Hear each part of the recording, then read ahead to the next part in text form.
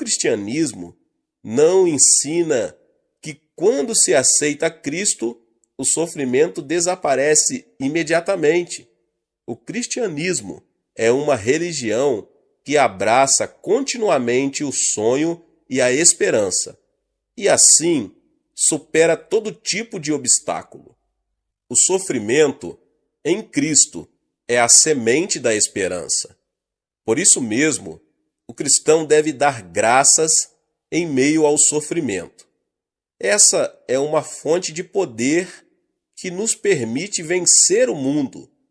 É preciso conceber o sonho e vencer o sofrimento, pois é essa a atitude que o Senhor quer que o cristão tenha. Ao estudarmos a vida de José, damos-nos conta dessa verdade. O sofrimento de José, o sonhador, supera facilmente qualquer sofrimento que venhamos a enfrentar hoje. Vejamos um pouco mais detalhadamente como Deus realiza o sonho em meio ao sofrimento. José, um homem que plantou a semente do sonho. Entre seus irmãos, José era o filho a quem Jacó, seu pai, mais amava. Jacó tem 12 filhos, mas seu 12º filho era o preferido, enquanto todos os demais trabalhavam apacentando ovelhas. José se vestia com uma túnica especial, desfrutando do amor de seu pai. A Bíblia narra em Gênesis 37, 3 e 4, Ora, Israel gostava mais de José do que de qualquer outro filho, porque ele havia nascido em sua velhice, por isso mandou fazer para ele uma túnica longa. Quando os seus irmãos viram que o pai gostava mais dele do que de qualquer outro filho, odiaram-no e não conseguiam falar com ele amigavelmente. Naquela época, vestir uma túnica especial indicava ser o herdeiro do pai. A túnica era uma vestimenta importante, da melhor qualidade, que apenas os filhos do rei e de pessoas da mais alta classe usavam. Entretanto, Jacó deu a veste a José, não a seus irmãos. Ao desfrutar do amor de seu pai em predileção, obviamente suscitou o ciúme em seus irmãos. Nessas circunstâncias, em 2 ocasiões, Deus lhe revelou o sonho que tinha para ele. De início, tanto seus irmãos como o próprio Jacó entenderam tratar-se de um sonho normal. Entretanto, aquele era o início do plano de Deus para usar a vida de José, plantando nele a semente do sonho. Certo dia, Jacó chamou José e disse: Vá ver como estão seus irmãos e o rebanho e traga-me notícias recentes. Foi nesse momento que José começou a andar por um caminho desconhecido, mas que estava no plano divino. Obediente, ele foi ao campo à procura dos irmãos, e eles ouviram de longe. A Bíblia descreve em Gênesis 37, 19 e 20 a cena de um modo realista. Lá vem aquele sonhador, diziam uns aos outros. É agora, vamos matá-lo e jogá-lo num desses poços, e diremos que um animal selvagem o devorou. Veremos então o que será dos seus sonhos. Ao ler o texto bíblico, podemos observar quanta raiva tinham os irmãos de José por causa dos sonhos que ele lhes narrava.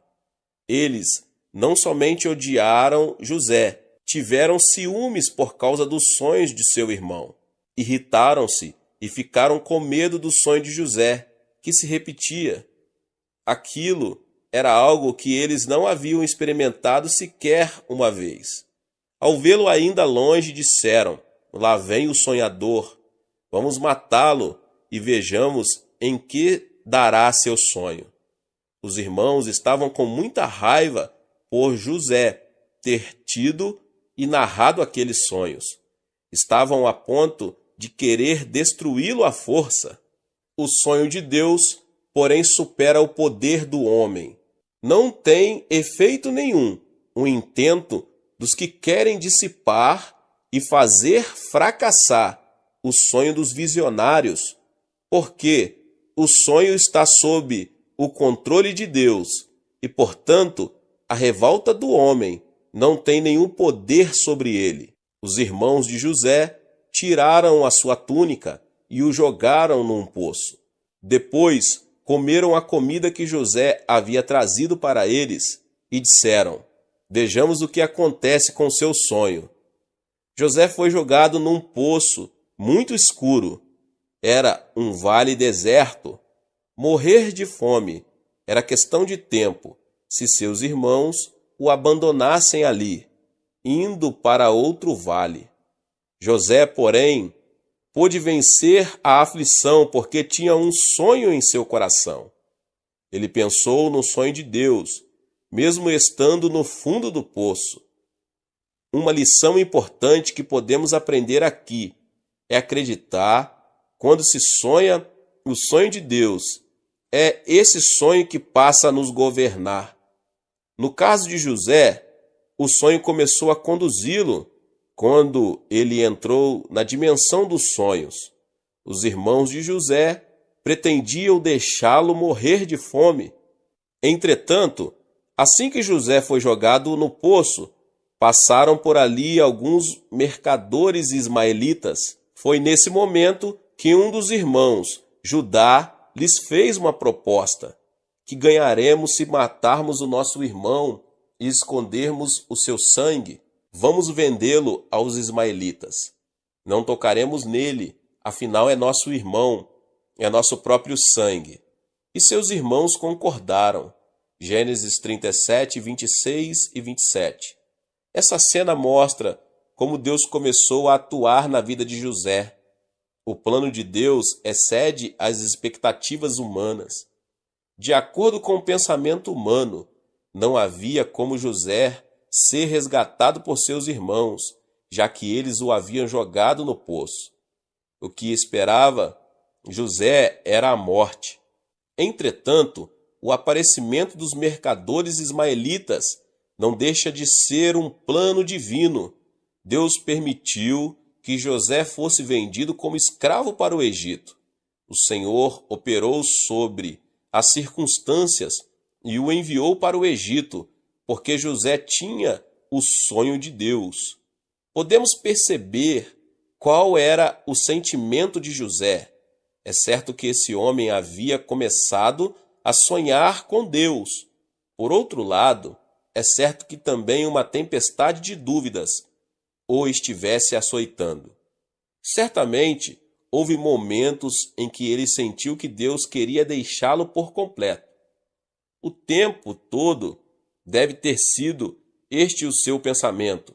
Por acaso Deus está vivo? Tenho certeza de que foi Deus que me revelou este sonho? Então, por que estou enfrentando essas dificuldades? Além disso, deve ter sentido medo, com lágrimas nos olhos, questionando se Deus o havia abandonado.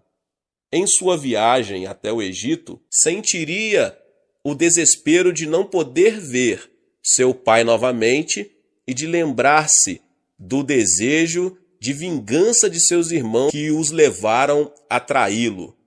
Em meio a tanto sofrimento, não seria de estranhar que José se sentisse tão mal, porque todos os sonhadores têm a mesma experiência. Por mais que tenham concebido o sonho de Deus, se as circunstâncias não acompanham esses sonhos, eles chegam a pensar: isso será da parte de Deus? E as dúvidas com certeza continuam. Deus me ajudará? Podem chegar até a pensar que Deus os tem abandonado. Caso o grau de ansiedade aumente, podem chegar a duvidar da existência de Deus. Não nos podemos concentrar nas circunstâncias variáveis. Por mais que estejamos perturbados, precisamos contemplar a semente do sonho que Deus plantou.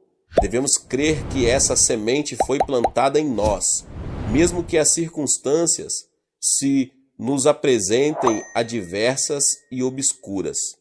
Quando alguém persevera em esperança, vê chegar o tempo quando a semente produz flores e frutos. Mesmo encontrando-se em situação frustrante, José lembrou-se de que por 2 vezes recebera de Deus uma semente de esperança. Por isso, ele se apegou à confiança que revela: chegará o dia em que a semente da esperança dará seu fruto. Apesar de tudo o que eu tiver de passar, mesmo em meio à desesperança, José não murmurou, não retrocedeu, nem deixou que a frustração o dominasse. A esperança tem poder suficiente para manter a vida inteira de uma pessoa. Graças a esse sentimento, não somente José, como também multidões tornaram-se capazes de viver uma nova vida. Durante a Segunda Guerra Mundial, o rabino Uger Green sofreu todo tipo de violência num campo de concentração na Alemanha.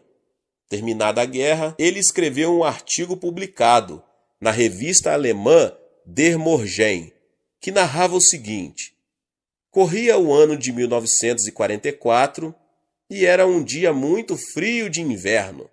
Naquela noite, meu pai nos reuniu, a mim e alguns amigos, num flanco do edifício. De repente, ele tirou do bolso uma vasilha de barro e um pedaço de queijo.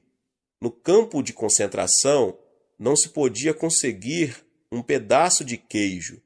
O certo, porém, é que meu pai deixou derreter o queijo, umedeceu o pavio e depois ateou fogo no queijo.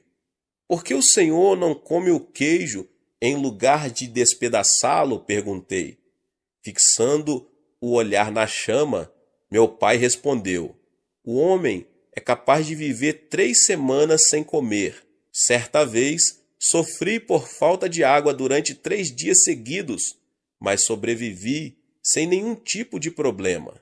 No entanto, como você sabe, sem esperança, o homem não pode viver 1 hora sequer.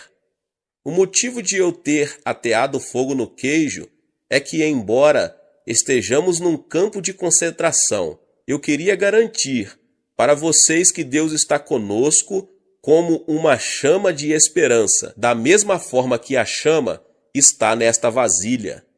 Essa é uma confissão realmente extraordinária. Os que passam por algum sofrimento necessitam da esperança de conceber um sonho, mais que qualquer outra pessoa. Isso se deve ao fato de a esperança nos fortalecer para superar todo tipo de adversidade e aflição.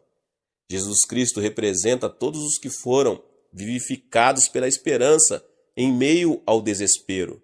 O desespero sentido por Jesus é algo que não se pode descrever com palavras humanas. Sem pecado, Jesus foi abandonado por seus discípulos e crucificado no meio de seus inimigos. Naquele instante, até Deus lhe deu as costas. Foi tão dolorosa a situação que Jesus disse em voz alta: Eloi, Eloi, lama sabachthani, que significa: meu Deus, por que me desamparaste? Mesmo em meio ao desespero, Jesus abraçou em seu coração a esperança da ressurreição. Foi por isso que, depois de sepultado por 3 dias, ele ressuscitou, venceu a morte e o Hades e converteu-se na chama eterna da esperança. O cristianismo é a fé que aceita um Cristo como este.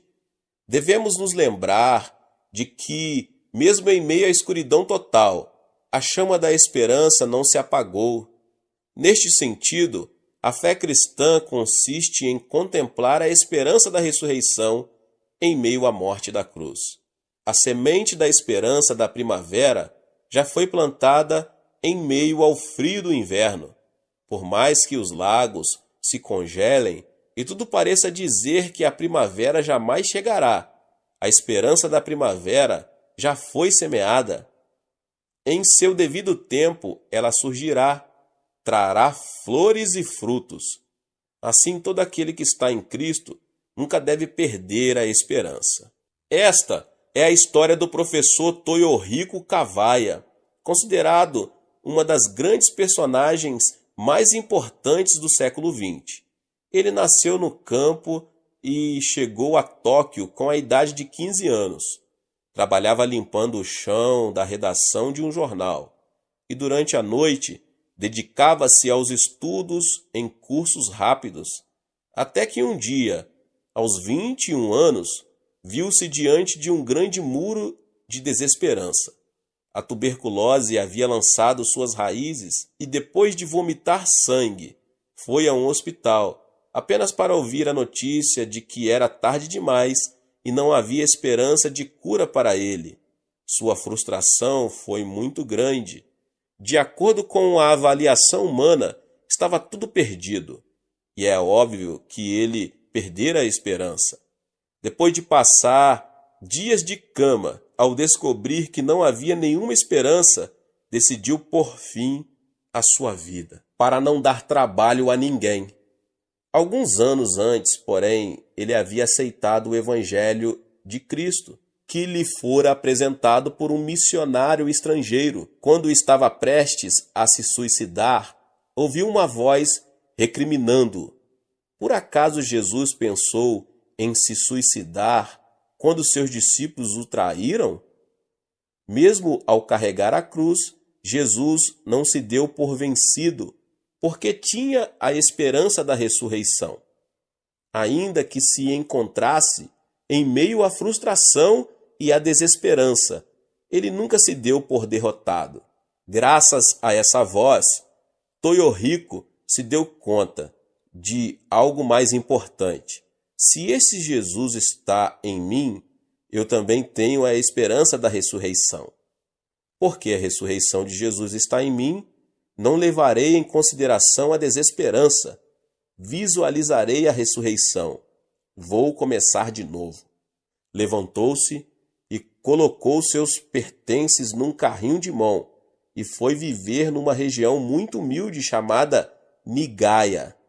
Foi o lugar que ele escolheu para anunciar o evangelho da esperança de Jesus Cristo, ajudando as prostitutas, alcoólatras e criminosos.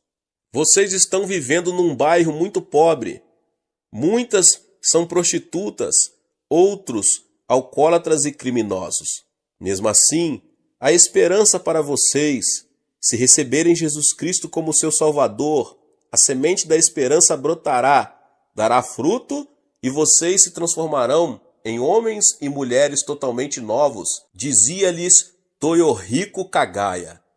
Ele não cessou de anunciar o evangelho da esperança, mesmo quando se encontrou em meio ao desespero da enfermidade e da morte. Foi assim que a tuberculose foi vencida pela esperança. Deus prolongou seus dias e todos se lembram de como aquele homem anunciou Jesus e fez florescer a mensagem do evangelho naquela área pobre.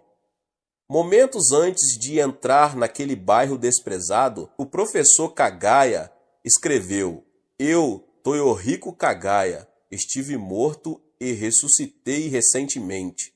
Comecei a viver a ressurreição eterna, atravessando a linha da morte. Ainda que a desesperança o castigue e a morte o ameace, você pode começar a viver uma vida nova, se tão somente descobrir a esperança de Deus. A esperança converte-se numa semente que dará fruto amanhã, bastando para isso que você despreze a desesperança e abrace a esperança. Agora veja Deus em meio aos sonhos de José. José não atravessou o vale de sombra e morte sozinho. Deus nunca o abandonou, nem se separou dele. José foi vendido como escravo à casa de Potifar. Naquela época, a condição dos escravos era pior do que qualquer outro tempo. Eles viviam e dormiam junto com os animais. José não via Deus, Mas Deus estava com ele e o fez prosperar em todas as coisas. Em tudo o que José fazia, ele alcançava sucesso, porque Jeová estava com ele. Ele era um simples escravo de Potifar. Ao ver o sucesso que José alcançava em tudo o que fazia, seu senhor impressionou-se muito e o nomeou mordomo da casa. O Senhor estava com José, de modo que este prosperou. Gênesis 39:2. Se Deus estava com José em meio a seus sofrimentos, e se todo o desenrolar de sua história fazia parte do plano divino, não podemos evitar a seguinte pergunta: por que Deus não o exaltou assim que ele chegou ao Egito? Se Deus havia planejado usá-lo, por que desde o começo não o estabeleceu num posto de liderança, de acordo com a sabedoria humana? Isso é incompreensível. Entretanto, meditando na relação entre o oleiro e o barro, podemos entender o porquê de todas as dificuldades vividas por José. Por si só, o barro não pode transformar-se num vaso. Só nas mãos do oleiro o barro pode ser transformado num instrumento útil. O oleiro não pode usar a terra em seu estado bruto.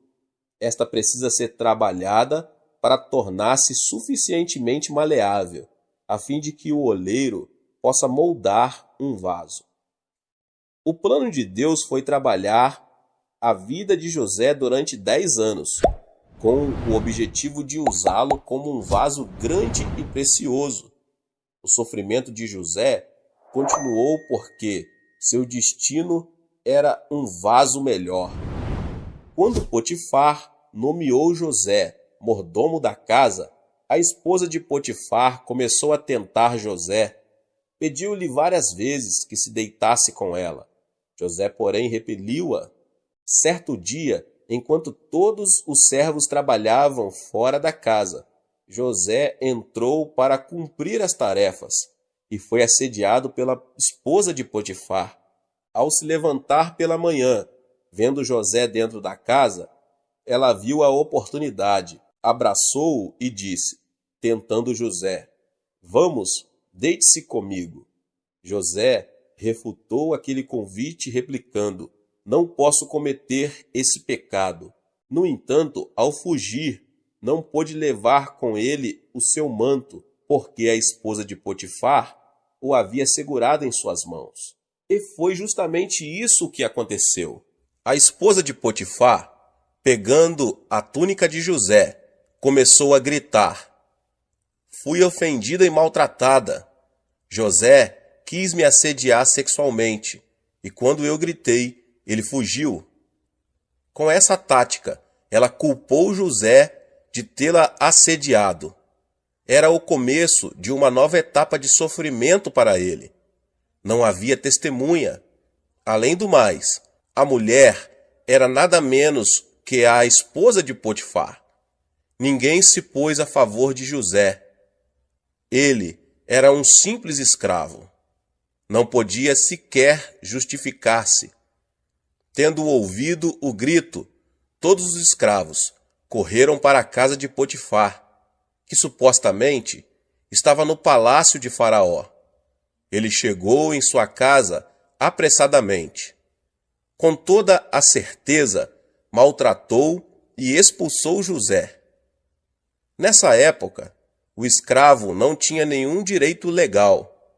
O dono podia matá-lo como a um animal.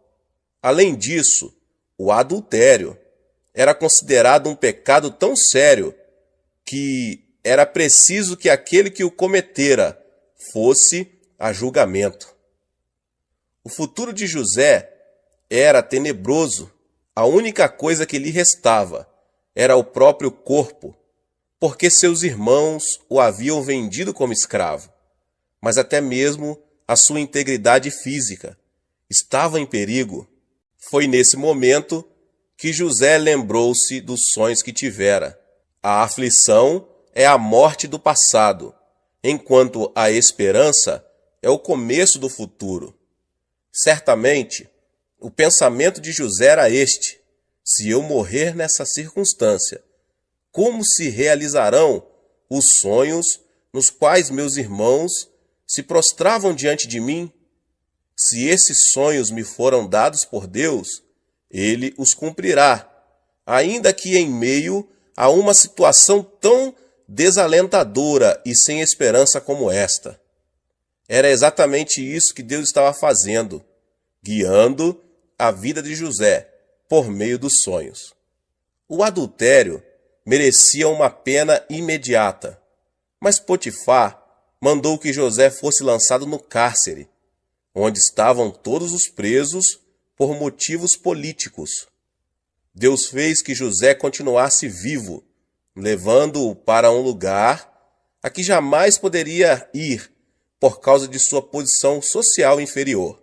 Quando alguém concebe sonhos e esperança e não os abandona, a semente da esperança dá seu futuro. Como depois de um frio inverno, a primavera do universo brota e traz consigo um novo tempo. Aquele que tem Cristo no coração vence a morte e produz o fruto da ressurreição. A semente da ressurreição que Cristo nos deu tem o poder de frutificar em qualquer circunstância. Certa vez, expedicionários ingleses descobriram sementes dentro de uma pirâmide no Egito. As sementes tinham 3.000 anos. Muitos pensaram que elas estavam mortas. Entretanto, levadas para a Inglaterra e plantadas, deram fruto. Se uma semente, cerca de mais de 3.000 anos, pôde dar fruto, quanto mais nós, que temos a semente de Jesus Cristo em nosso coração. Certamente, teremos sucesso em tudo, como se enche de felicidade a nossa alma, e teremos saúde e vida em abundância, podendo ver o fruto da vitória. Foi isso que José experimentou.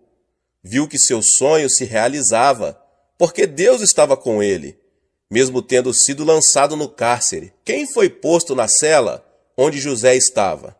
O padeiro e o copeiro, por haverem ofendido o faraó. Na mesma noite, os dois tiveram sonhos estranhos e não os podiam interpretar. Quando narraram os sonhos a José, ele interpretou o sonho de cada um, e de acordo com sua previsão, o padeiro foi morto e o copeiro tornou a sua função. A interpretação de José foi confirmada. O copeiro ficou extremamente agradecido e José lhe pediu um favor. Quando você recuperar o seu cargo, fale ao faraó a meu respeito. Eu não fiz nada para estar aqui. Tão logo o copeiro saiu do cárcere, esqueceu-se completamente de José, que teve de permanecer por mais 2 anos naquela prisão. Entretanto, em meio à perseverança, chegou o tempo em que a semente da esperança deu seu fruto. Certa noite, o faraó teve um sonho. Tratava-se de um sonho repetido, e ele acreditou ser uma predição. Entretanto, não havia como interpretar aquele sonho. O faraó ficou muito perturbado. Ele havia sonhado que 7 vacas gordas e bonitas estavam pastando, mas em determinado momento apareceram 7 vacas magras e feias que devoraram as 7 vacas gordas. Em seguida, ele teve outro sonho, no qual viu 7 espigas de trigo grandes e bonitas. De repente, viu que 7 raízes definhadas, secas e queimadas pelo vento oriental, devoravam as espigas grandes e bonitas. Como se tratava de uma predição, o faraó chamou todos os mágicos do Egito, mas ninguém foi capaz de interpretar o sonho do rei. Ele ficou tão aborrecido e ansioso que não se podia aquietar. Foi então que o copeiro lembrou-se de José e falou sobre ele ao faraó. O rei, desesperado, mandou chamá-lo. Naquele dia, José ainda encontrava-se atrás das grades, mas começou a ouvir um murmúrio vindo de fora. E de repente entrou um cabeleireiro e começou a fazer sua barba e cortar seu cabelo. Depois o fizeram banhar-se, vestiram-no e o levaram até o palácio numa carruagem real. Num piscar de olhos, as circunstâncias haviam mudado. O sonho do faraó estava realmente sendo usado para o cumprimento dos planos divinos. Havia chegado a hora em que os sonhos de José começaram a brotar e a dar fruto, e a sua taça passou a transbordar a graça divina. Era um momento em que a semente guardada por José durante muitos anos começava a dar fruto. A semente da esperança plantada na terra do sofrimento dá o seu fruto em seu devido tempo. Se você semeia a semente de Jesus Cristo na terra do sofrimento e da aflição, ela dará seu fruto. Cristo, a ressurreição e a vida, faz que brote e dê fruto em nossos dias. Para os que amam a Deus e foram chamados segundo o seu propósito, tudo contribui para o bem e produz o fruto. Essa verdade imutável tornou-se visível na vida de José. Ele se apresentou ao faraó e não só interpretou o sonho, como lhe revelou a maneira pela qual poderia resolver o problema. A providência consistia em construir armazéns em cada distrito e guardar o excedente das colheitas durante 7 anos. E depois, quando chegasse a seca, abrir as portas dessas reservas. O faraó ficou surpreso com a sabedoria de José, e vendo que aquela era a melhor ideia para preservar seu povo, nomeou-o primeiro-ministro de todo o Egito. Você terá o comando de meu palácio, e todo o meu povo se sujeitará às suas ordens. Somente em relação ao trono serei maior que você. E o faraó prosseguiu: entrego a você agora o comando de toda a terra do Egito. Em seguida, o faraó tirou do dedo o seu anel e o colocou no dedo de José. Mandou-o vestir linho fino e colocou uma corrente de ouro em seu pescoço. Também o fez subir em sua segunda carruagem real. E à frente, os arautos iam gritando: abram caminho. Assim José foi colocado no comando de toda a terra do Egito. O Salmo 23:5 diz: preparas um banquete para mim, à vista dos meus inimigos. Tu me honras, ungindo a minha cabeça com óleo e fazendo transbordar o meu cálice. Isso se tornou realidade na vida de José. Ele se tornou primeiro-ministro diante de seus irmãos, do próprio Potifar e da esposa deste. Deus havia preparado um grande banquete à vista de seus inimigos, seus irmãos e a esposa de Potifar, que tanto o tinham afligido. As circunstâncias em que vivemos mudam com o tempo. A sombra torna-se um lugar aconchegante e iluminado pelo sol. O sonho de José tornou-se realidade. Em seu devido tempo, a semente da esperança deu seu fruto. O resultado de José por ter perseverado em meio à noite mais escura, o fruto de ele ter enfrentado a pior tempestade, foi ele chegar a ser primeiro-ministro. Deus permitiu que José vivesse no cárcere durante 10 anos para moldar sua vida, até que chegasse o dia em que ele viu a oportunidade e teve suficiente sabedoria e capacidade para emocionar um rei. Não é que José tenha conseguido isso por seus próprios méritos. Deus o ajudou. Deus, o oleiro, moldou a vida de José, com o objetivo de fazer desse homem um vaso que contivesse sabedoria e conhecimento. A partir daquele momento, ele viveu sob a graça divina, a ponto de conseguir salvar a vida de muitas pessoas.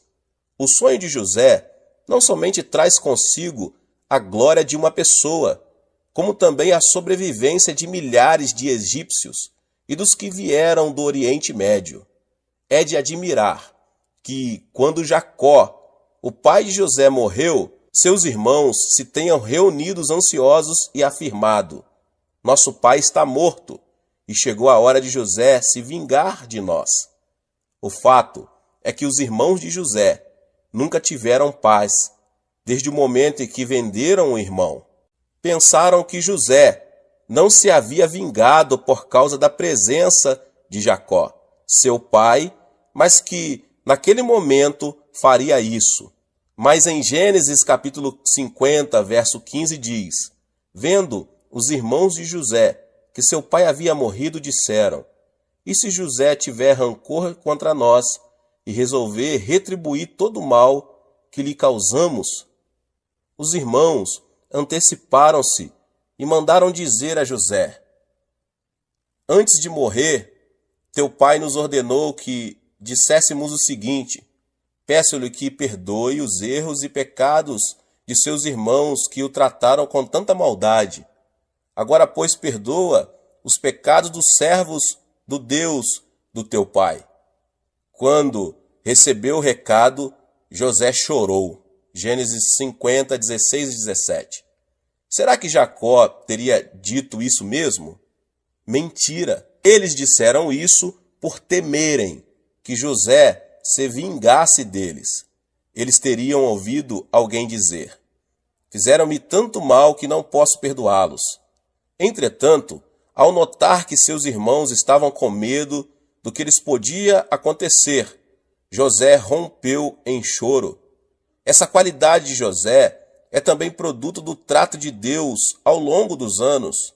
José se convertera numa pessoa flexível e muito amorosa. O amor de Deus o havia tornado assim, e assim ele pôde consolar seus irmãos. José, porém, lhes disse: não tenham medo. Estaria eu no lugar de Deus? Vocês planejaram mal contra mim, mas Deus o tornou em bem, para que hoje fosse preservada a vida de muitos. José não guardara rancor de seus irmãos. Ele compreendia que todo o sofrimento que havia enfrentado era o processo do cumprimento da promessa que Deus lhe fizera. Não havia nenhuma razão para ter ódio. O mesmo acontece em nossa vida, meus irmãos e minhas irmãs. Se você conhece o plano de Deus para a sua vida, não tem por que temer a aflição. Muito menos há motivo para odiar alguém que tenha causado dano a você.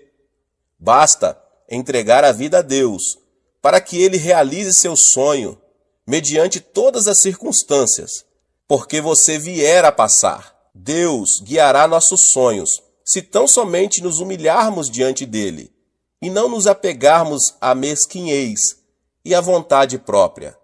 Se você tem um sonho, ele será apresentado no melhor momento. Não somos nós que produzimos o sonho. O sonho é que molda a nossa vida. É o sonho que transforma nosso destino e as circunstâncias em que vivemos. Deus concede um sonho a todo o indivíduo ou nação antes de abençoá-lo. Durante a Segunda Guerra Mundial, foram assassinados mais de 6 milhões de judeus. Por isso, muitos pensaram que os judeus jamais conseguiriam se reerguer outra vez. No entanto, como vive o povo judeu hoje? Recuperou seu território e continua a manter-se como uma das nações mais poderosas do mundo. Como é possível que um povo, depois de severamente destruído, tenha se levantado de novo? Isso aconteceu porque esse povo manteve sua esperança em Deus. Nas paredes de uma prisão feita para judeus, permanecem gravadas algumas palavras. Podemos perceber que foram homens de esperança que ali deixaram o que está escrito: creio. Creio que ainda que não haja sol, ele está oculto atrás das nuvens. Creio. Creio que mesmo que eu não o perceba, Deus me ama. Creio. Creio que mesmo mantendo silêncio, Deus está vivo. Estas são as palavras de um judeu anônimo, escritas naquela parede momentos antes de ser executado. Mesmo encontrando-se em meio à aflição, quando a esperança seria a última coisa a se manifestar, aquele homem creu em Deus e manteve sua confiança nele. Foi esse mesmo padrão de esperança que levou o povo de Israel a se reerguer. Se Deus está com o povo, a chama da esperança dessa nação jamais se apagará. A fé cristã é uma continuidade da cruz e da ressurreição. Se existe morte na cruz, segue-se a ela a ressurreição. Outras religiões não oferecem a esperança da ressurreição. Esta vem sempre depois da cruz do Evangelho de Jesus Cristo. A morte chega para o cristão, mas depois dela vem a ressurreição. Isso porque Jesus é a semente da morte e da ressurreição. Porque a semente da ressurreição foi plantada na morte, é que esta é sucedida pela ressurreição. Toda a aflição enfrentada pelo crente em Jesus Cristo leva em si a semente da esperança. Nenhuma aflição é capaz de destruir a esperança. Desesperança nenhuma pode esmagar a esperança. Não devemos temer a desesperança. Luke Lingel afirmou: não tenha medo da sombra, porque a sombra indica perto de onde você está existe luz. Green Whiter, famoso poeta norte-americano, asseverou: por trás das nuvens estão ocultas estrelas, e o sol brilha em meio à tormenta. Deus, que ama todas as coisas, guardou esperança para todos. Por trás da desesperança, espera-nos a esperança e o sonho que Jesus tem para nós. Devemos ver com os olhos espirituais a luz que resplandece por trás da escuridão. Só assim poderemos caminhar até a luz. Se nos concentrarmos na escuridão, jamais veremos a luz por trás das trevas. Imagine o sonho de Deus que permitirá que você vença o sofrimento. Então, o território de sua vida se ampliará como território divino. Os milagres se manifestarão. Os sonhos que pareciam impossíveis se tornarão possíveis em Deus. Receba o sonho de Deus, guarde a semente da esperança e alcance esse sonho. Quando alguém é capturado pelo sonho de Deus, converte-se numa pessoa que nem o mundo pode segurar, já que sua vida é conduzida pelo poder do sonho do Senhor. Os obstáculos não podem ser impedimento para ele. Há momentos em que aparecem ondas gigantescas que ameaçam a vida do sonhador. Essa é a hora em que alguém pode perder e abandonar o sonho. Contudo, o sofrimento é um tempo em que o sonho de Deus demonstra sua força. Como nos mostra a vida de José, para o sonhador, a aflição não é um obstáculo. Antes, é o processo que leva à perfeição. Assim, podemos nos conservar tranquilos, pois Deus tem o poder para vencer qualquer obstáculo. Trabalha para o nosso bem. O segredo da sabedoria da vida está em sonhar com êxito, porque o mundo é atraído pelos sonhadores e não se opõe a eles, em nome de Jesus. Deus abençoe a vida de cada um dos irmãos e irmãs que ouviram essa palavra do pastor David Poyong Cho. Se você não é inscrito aqui no canal, se inscreva no canal, ative o sininho das notificações para você não perder nenhum vídeo que são postados aqui todos os dias. Deixe também o seu like e não esqueça de compartilhar essa palavra com as pessoas que você mais ama. Deus te abençoe e nos vemos nos próximos vídeos. Amém. Tempestades são ocorrências frequentes na natureza. Embora não o desejemos, tempestades, tornados e furacões acontecem, deixando sua passagem nas casas arruinadas, colheitas estragadas e vidas ao desabrigo. Assim como temos as tempestades naturais, também as temos espirituais, mentais e de relacionamento. Tentações, problemas e dificuldades vêm à nossa vida ameaçando deixar atrás de si um caminho de esperança despedaçadas, ambições não realizadas e expectativas não cumpridas. Estas tempestades que não convidamos chegam mais de uma vez em nossa vida cristã. E não há exceção.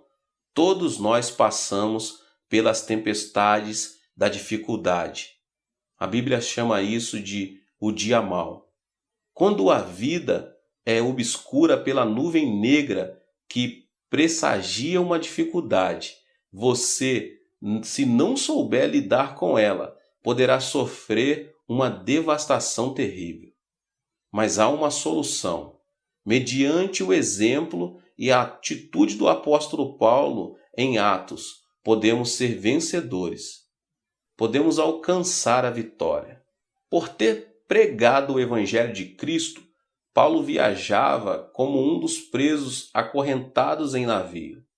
Durante a viagem, Paulo e os presos foram colocados sob a custódia de um oficial romano chamado Júlio.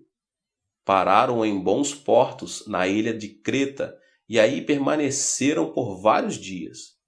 O tempo ficava cada vez pior e logo chegaria o inverno.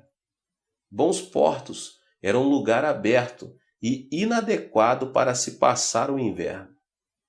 A maior parte da tripulação achava-se melhor seguir até Fenície e ali passar o inverno. Deram ouvidos à voz da razão humana e permitiram que ela os guiasse. Paulo escutou uma voz diferente, a voz de Deus. A esta altura, Paulo fez uma admoestação importante.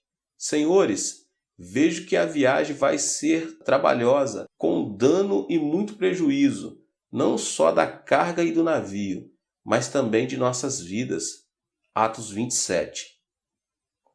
A tripulação, porém, ficou indiferente ao que Paulo dizia. Deram ouvidos à voz da razão e se encaminharam-se para o desastre. A Bíblia mostra claramente duas vozes em contraste que nos falam hoje. Uma vem dos altos e a outra encontra-se atada pelos limites terrenos.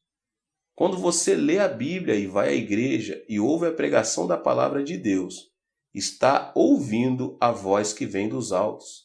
Quando a pessoa entra no mundo temporal, é inundada com a voz da tentação terrena, a voz do mundo de Satanás. Assim como a tripulação do navio de Paulo foi forçada a tomar uma decisão, você também o é.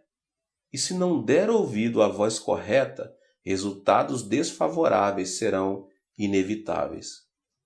Muitos problemas difíceis parecem montanhas, grandes demais para serem resolvidos. Temos abundância de desenvolvimento tecnológico e científico, mas ainda nos faltam a sabedoria para tomar decisões sadias e viver vidas de sucesso. As palavras de Paulo foram certas nesta ocasião em particular. A Bíblia é verdade para todas as idades. Tem ela os recursos da sabedoria e conhecimento abundantes de Deus. Por meio da Bíblia, a voz que vem do alto fala claramente dando conselhos de sabedoria a todos os que passam por dificuldades. Contudo, muitos negligenciam a leitura da Bíblia. Ora, dizem, a Bíblia é um livro antigo. Não se aplica à situação atual. Sinto pena dessas pessoas. Seu conhecimento científico moderno e seu raciocínio jamais poderão substituir a sabedoria da palavra de Deus. Mediante o ensinamento bíblico, Deus claramente nos mostra como tomar nossas decisões diárias baseadas em sua palavra infalível e não nas vozes falíveis da razão humana. De agora em diante, meus irmãos, quando você se deparar com um problema difícil, leia a palavra de Deus e medite nela. Vá a Deus em oração e ouça a sua voz, que o guiará para uma vida eterna de vida e amor. No princípio, parecia que ia ser uma viagem agradável. O tempo se apresentava perfeito Os presos comportavam-se bem e havia muita carga a bordo. Mas, ao penetrarem o mar Egeu, o tempo mudou abruptamente. Sobreveio-lhes uma tempestade carregada de fortes ventos. O navio, em meio ao furacão, foi jogado para mar alto e sacudido sem misericórdia. No dia seguinte da tempestade, eles usavam todos os meios para cingir o navio. Atos 27. No dia seguinte, a tempestade era tão forte e as ondas tão grandes que se acharam à mercê da sorte. Com certeza, começaram a lançar a carga ao mar. Com isso, pretendiam aliviar o navio. Este ato destruiu-lhes as esperanças de lucro. A essa altura, lutavam por suas vidas. No terceiro dia, a tempestade continuava e as ondas cresciam em tamanho e violência. Com último recurso, lançaram ao mar a armação do navio. Isso significa que já não tinha controle dele. A única coisa que podia fazer era esperar. Mas os ventos não diminuíram. O mar, encapelado, piorava cada vez mais.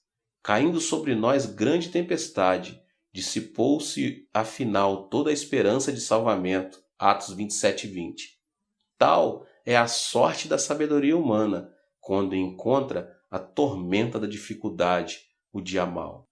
Tenho pregado por mais de 20 anos e conheci muitas pessoas que passavam pelas tempestades da vida.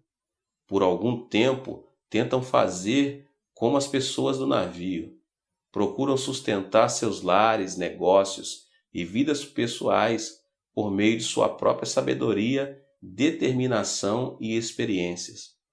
Por algum tempo parece que vão conseguir. Entretanto, logo descobrem que sua sabedoria não pode controlar as situações. Então começam a aliviar seus barcos da vida, começam a desistir das suas esperanças, de seus lucros e até mesmo de suas posições. Isto, contudo, ainda não faz que seus barcos da vida cheguem a salvo ao porto. Depois que esgotam todas as esperanças, caem no desespero. Tornam-se conscientes dos confinamentos restritos de suas próprias capacidades. É então que muitos vão a Deus, pedindo-lhe ajuda. Quando tudo vai bem, nós, os seres humanos, parecemos fortes e autoconfiantes. Mas quando os tempestuosos ventos da dificuldade começam a soprar em nossa vida, a fé na sabedoria e tecnologia humanas enfraquece. Não podemos fazer frente às tempestades que entram em nosso viver. Devemos compreender nossas restrições. Devemos estar continuamente prontos a clamar a Deus e receber a ajuda e a sabedoria que vem do alto. Ao perder os passageiros e a tripulação a esperança, ficaram tristes e até perderam o apetite.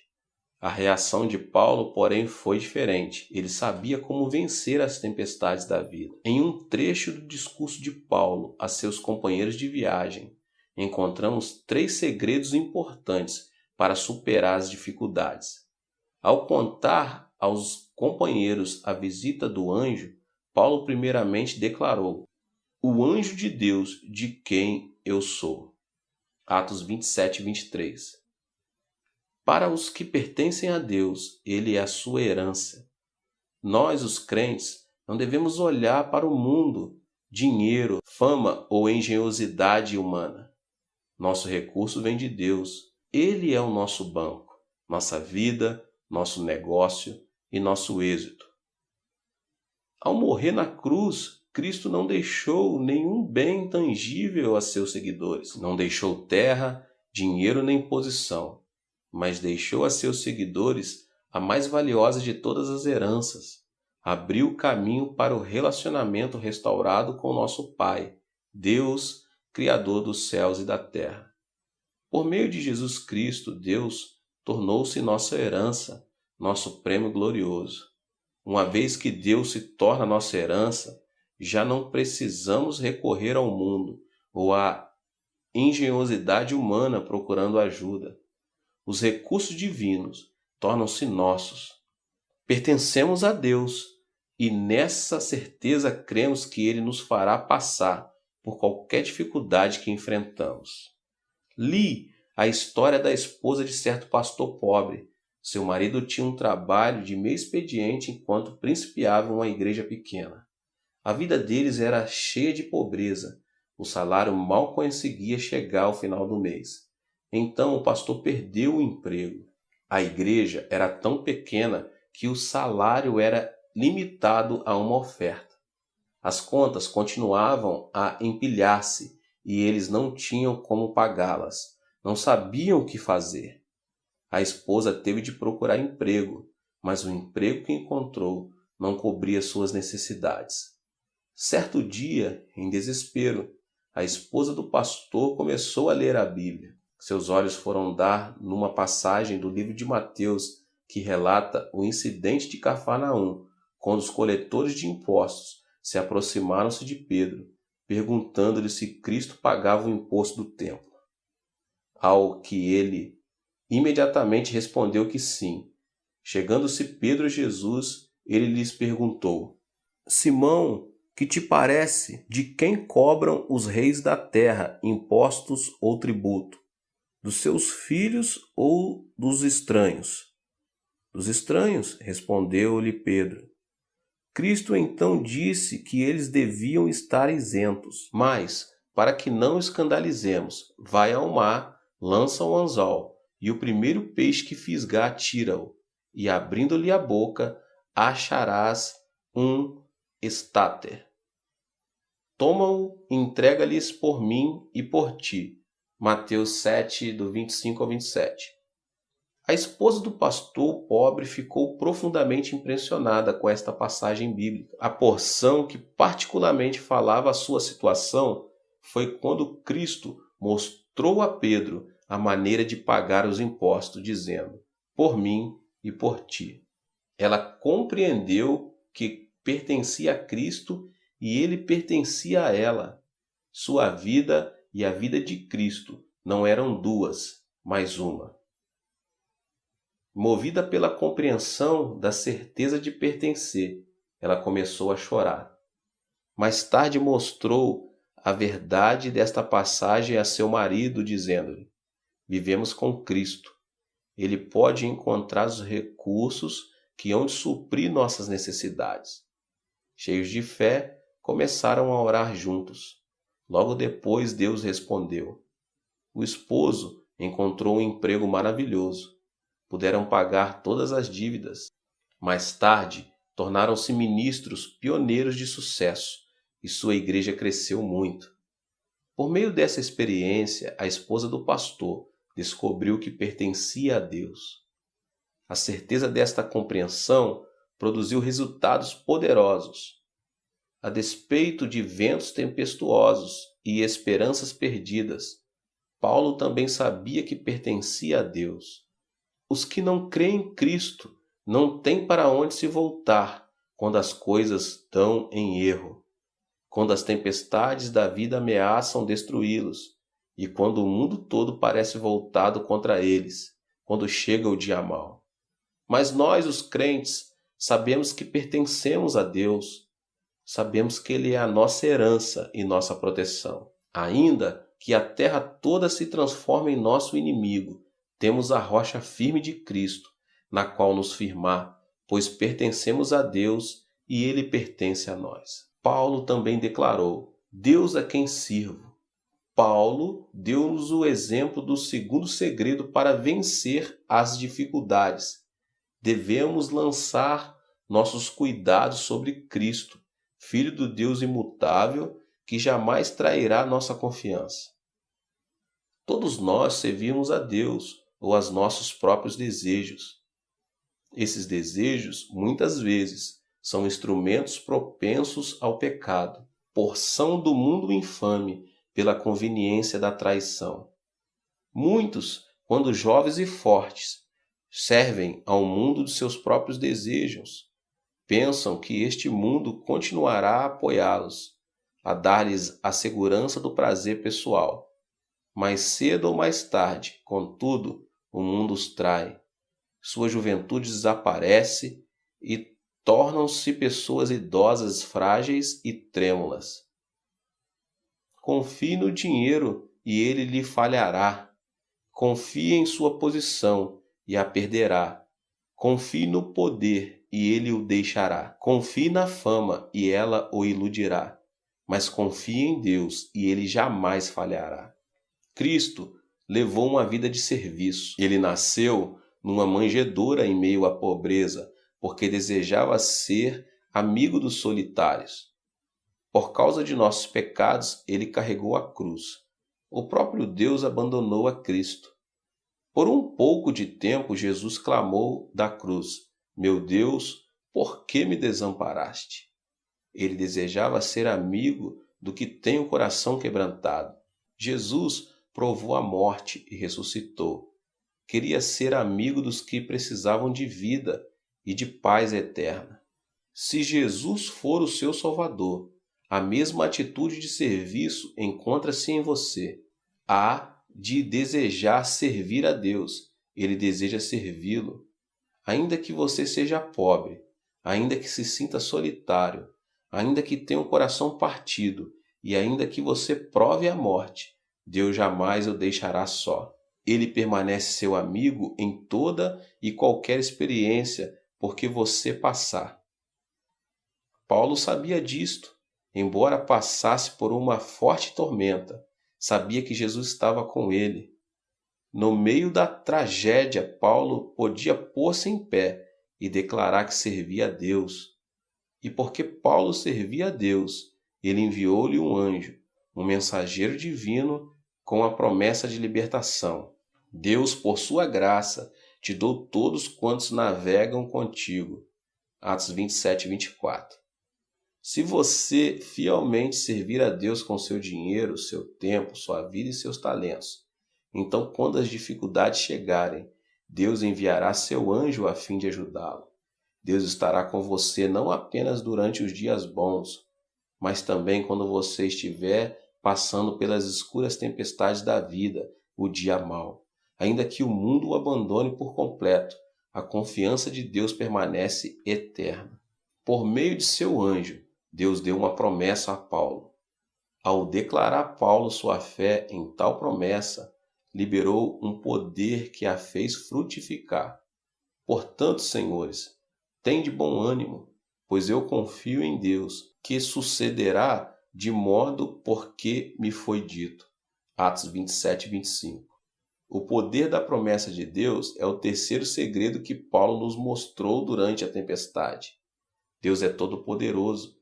Ele é o Criador dos céus e da terra. Deus não pode mentir, pois Ele é a verdade. Uma vez que Deus fale, a coisa será feita. Você pode, portanto, colocar sua fé completa na palavra de Deus, a Bíblia. Precisa ler a Bíblia continuamente e pedir que o Espírito Santo lhe mostre as promessas que Deus deseja aplicar às suas circunstâncias. Em toda situação, peça que o Espírito Santo tome uma promessa bíblica e a torne real para você. Uma vez que isto aconteça com você, terá o Deus Todo-Poderoso em quem depor sua confiança. Pode ser que você não veja mudanças imediatas, mas a promessa de Deus permanece verdadeira.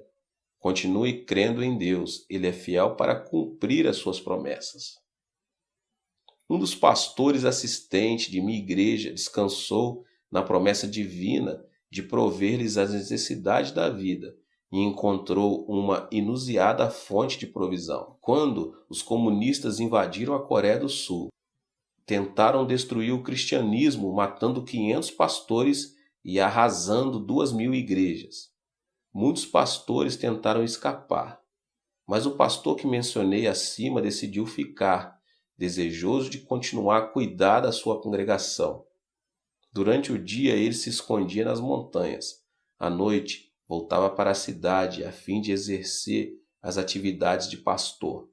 Certo dia de inverno, porém, a neve era tão espessa que ele se perdeu. Procurou o caminho da cidade, mas não o encontrou. Chegada a noite, ele estava com frio, fome e exausto. Não conseguiu encontrar o caminho da cidade. Ajoelhando-se na neve, orou: Senhor Jesus, minha vida e morte dependem de ti. Coloca-me em tuas mãos. Creio em tua promessa de suster-me e preservar-me a vida. A única coisa que posso fazer-me é deitar-me na neve e dormir. Por favor, cubra-me com teu manto protetor durante a noite. Ele adormeceu. Na manhã seguinte despertou sentindo-se aquecido e confortável. Ao abrir os olhos viu que uma enorme tigre dormira encostado nele a noite toda. O tigre começou a lamber-lhe o rosto, e ele não sentia medo algum, porque estava repleto do Espírito Santo e da promessa de Deus. O tigre parecia-lhe mais um gato de estimação. Embora enfrentasse perigosa tempestade, com o vento assobiando ao redor do navio, as ondas elevando-se a proporções montanhosas, o navio sendo jogado ao redor como um pequeno brinquedo, as pessoas a bordo sem esperanças. Ainda assim, Paulo permaneceu firme e declarou pertencer a Deus. Ainda assim, ele declarou servir a Deus. Ainda assim, afirmou sua confiança na promessa divina. Mediante essas 3 confissões de fé, segredos para vencer as tormentas da dificuldade, Paulo permaneceu firme. Que nós também tenhamos a segurança de permanecermos a Deus por meio da fé em Cristo. Se você não tiver certeza desse ato, é a pessoa mais infeliz de todas. Mude essa situação neste instante, convidando a Cristo como seu Salvador e a Deus para ser seu Pai. Sirvamos nós também a Deus. Se você colocou a confiança nas coisas do seu desejo terreno, saiba que elas desapontarão. Que Cristo seja seu Senhor e também seu Salvador. Ponha sua confiança no Deus eterno que nunca falhará. Coloquemos também nossa confiança na promessa de Deus. Leia a Bíblia regularmente e deixe que o Espírito Santo faça com que as promessas específicas tenham vida para você. Declare tais promessas com ousadia e passará pelas tormentas da dificuldade como Paulo, e todos ao seu redor serão levados a salvo até a praia. Glória a Deus, aleluia, que Deus abençoe a vida de cada um, que Deus conceda a você mesmo ânimo, força nos dias maus, nos dias de dificuldade. Que você possa se inscrever aqui no canal, ativar o sininho das notificações para você não perder nenhum vídeo. Deus te abençoe e até o próximo vídeo. Amém.